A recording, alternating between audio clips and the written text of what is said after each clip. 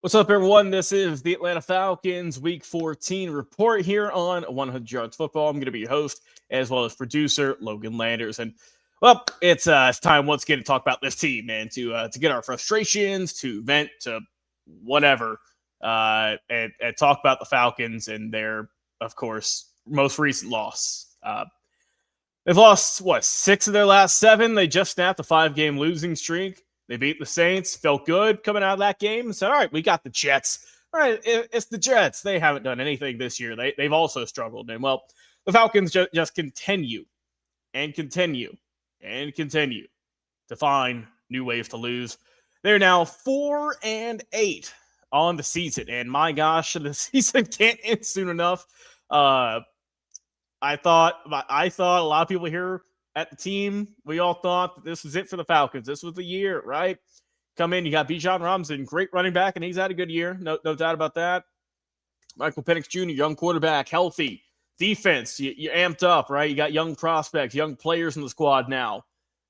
It just hasn't worked. I don't know. It is just so frustrating. Makes you want to rip your hair out.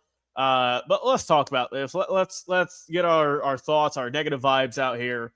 And look ahead to their game against the Seattle Seahawks, who are looking tremendous this year, 9-3 overall on the season. This game's going to be at home on December 7th on Sunday, 1 o'clock kick out there at Mercedes-Benz. Current odds prediction show the Seahawks are the heavy favorites, about a 3-quarter margin there. But let's look back here. Let's talk about this team and their just awful loss to the Jets. I mean, right when you think you can't get any worse, you lose to the Jets. 27-24, you lose that game, and you lose it off a walk-off field goal there.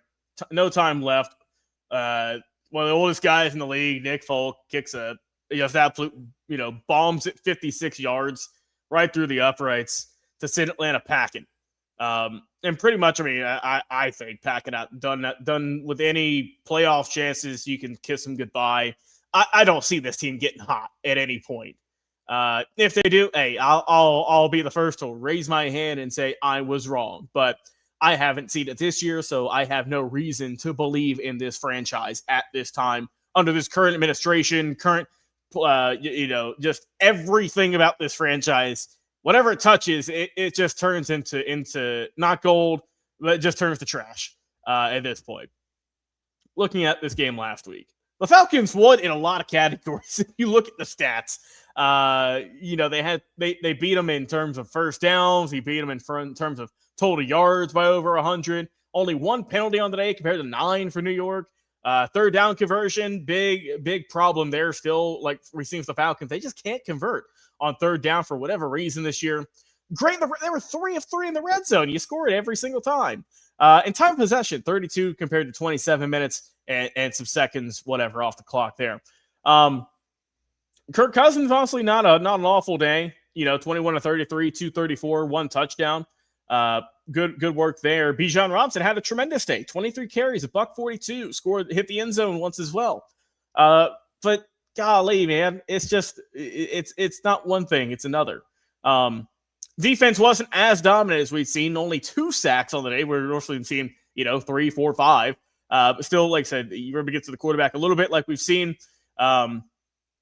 Kicking woes once again for Atlanta.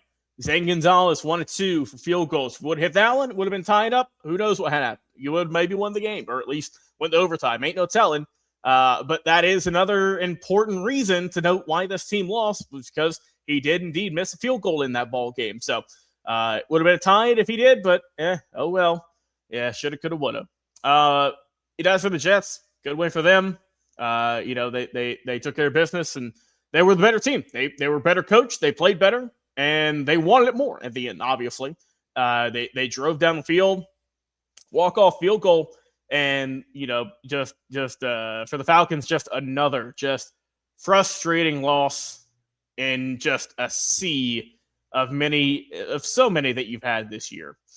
Now, as we look ahead, let's talk about the Seahawks. Look, we know they are a fantastic ball club, currently first place there in the NFC West. They've won back-to-back games. They beat up on the Titans. Then they also shut out the Vikings in their most recent win, 26-0. Of course, looking at their top players and guys to watch out for, as we know, the quarterback is going to be Sam Darnold, who's closing in. He's going to eclipse it during this game.